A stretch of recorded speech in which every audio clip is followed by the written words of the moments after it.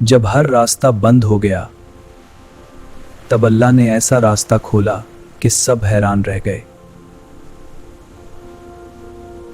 क्या आप जानते हैं वो कौन सा लम्हा था जब एक नबी और उनकी कौम के पास कोई रास्ता नहीं बचा था?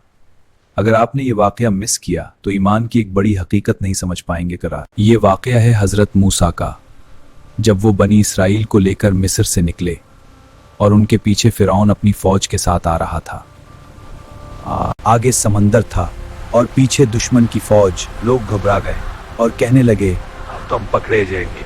हर तरफ मायूस नजर नहीं आ रहा भाई, लेकिन हजरत मूसा ने कहा हरगिज नहीं, मेरा रब मेरे साथ है, वो मुझे रास्ता दिखाएगा।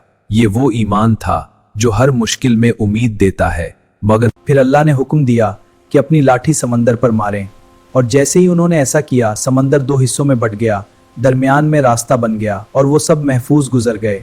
ये वाकया हमें सिखाता है कि जब हर रास्ता बंद हो जाए तब भी अल्लाह पर भरोसा रखना चाहिए, क्योंकि अल्लाह वो रास्ता बनाता है जहां कोई रास्ता नजर नहीं आता।